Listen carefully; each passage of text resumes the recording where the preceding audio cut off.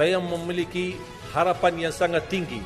InsyaAllah Indonesia, sepanjang apapun kegelapan, sepanjang apapun kegelapan kezaliman, sepanjang apapun kehilangan keadilan, InsyaAllah akan datang satu saat terbitnya matahari adil.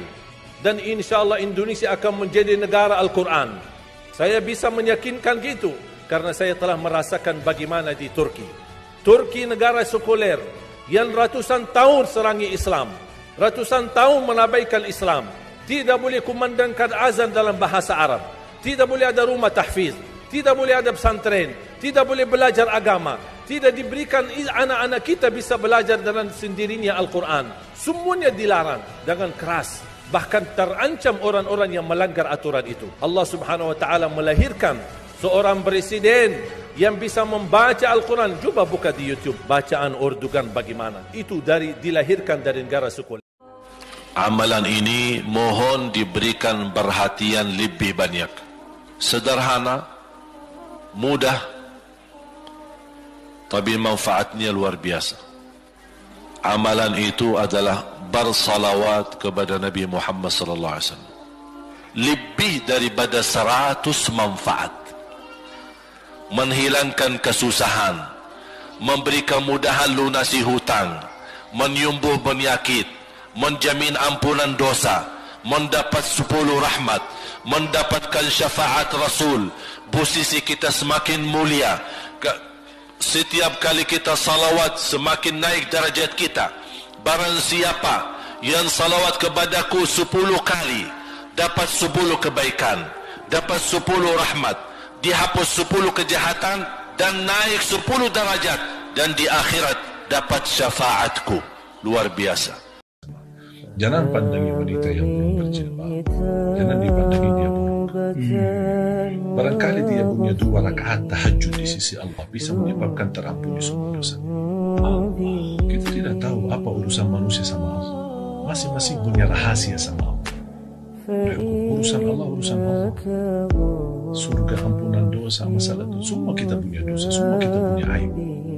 Tapi Allah menutupi aib kita. Dan saya sudah berkali-kali menyampaikan, saya siap mati di Indonesia. Saya siap dimakamkan di Indonesia. Dan saya tidak pernah takut soal mati.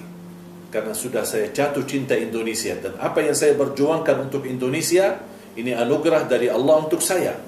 Bukan saya karena punya kelebihan. Hanya saya berusaha menjadi orang baik, menjadi orang yang bermanfaat untuk masyarakat, untuk negara. Apalagi semenjak saya mendapatkan penghargaan. Makanya Islam menajarkan kalau tidak bisa membalas sesuai, tidak berlebih-lebihan, lebih baik diamkan. Lebih baik lagi sabar, lebih baik lagi ikhlaskan, lebih sempurna lagi maafkan.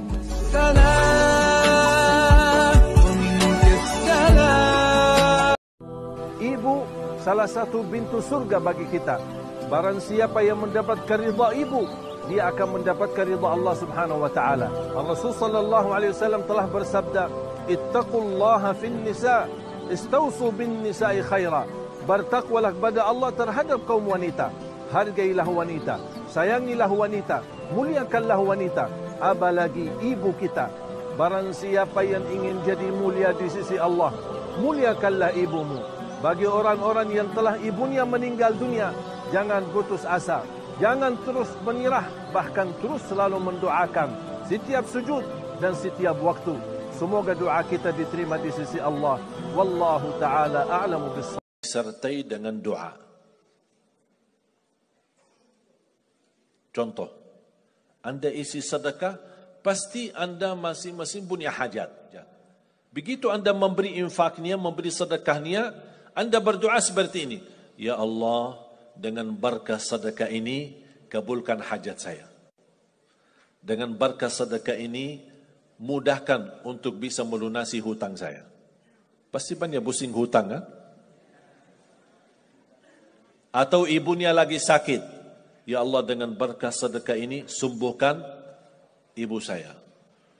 Boleh juga nawaitu untuk orang tua yang sudah meninggal.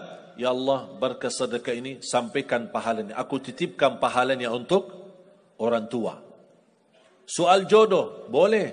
Ya Allah, dengan berkah sedekah ini, temukan dengan jodoh yang baik. Tapi ketika saya di Lombok ini, saya jauh lebih merasa nyaman. Karena ada ceritanya jemaah sekalian. Pertama saya berjuang di Indonesia memang di Lombok. Anak saya lahir Lombok. Salah satu kakek saya meninggal, mati syahid karena lawan jajah Jepang di Lombok. Bahkan salah satu kakek, ayah dari ibu saya sendiri, termasuk dia juga kelahiran di Indonesia di Bumi Ayu, dan juga adiknya juga kelahiran Lombok.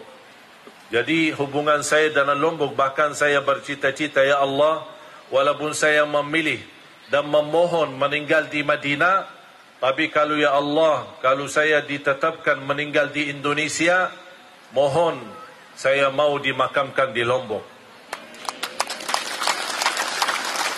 Saya juga dari Mataram. Banyak orang tidak percaya saya berasal usul dari Indonesia. Kok bisa ya? Tapi mancung ya. Ada ceritanya kok asal usul dari Indonesia. Kakek saya dan kakek ibu saya dan kakek saya dua-duanya kelahiran Lombok. Tapi ibu saya tidak pernah cerita. Pas saya di Indonesia baru tahu saya ada keluarga. Kakek ibu saya istri pertama dari Bumi Ayu, istri kedua dari Madura, istri ketiga dari Lombok. Belum yang keempat sudah wafat. Dan beliau termasuk yang mampu menyatukan masyarakat Sasak di Lombok untuk melawan penjajah Belanda. Makanya dibunuh sama penjajah Belanda. Dan beliau punya makam besar di Ampenan. Makanya ketika saya bertemu Presiden Jokowi, saya sampaikan saya sebenarnya cucu pahlawan tapi belum terdaftar. Setiap saya berkesempatan ke Solo, wajib bagi saya mampir ke masjid ini. Buat apa? Tidak ada urusan dunia, tidak ada kepentingan, hanya berkeinginan menjaga silaturahim kepada keluarga Nabi Muhammad. Itu saya lakukan karena Nabi Muhammad. Saya ingin nanti di hari kiamat beliau memanggil saya, inilah hamba yang suka menjaga keluargaku, yang suka silaturahim kepada keluargaku. Itulah hadiah yang kita mampu memberikan kepada Rasulullah, mencintai keluarga Nabi Muhammad sallallahu alaihi wasallam. Wallahi bakal dicintai oleh Nabi Muhammad sallallahu alaihi wasallam.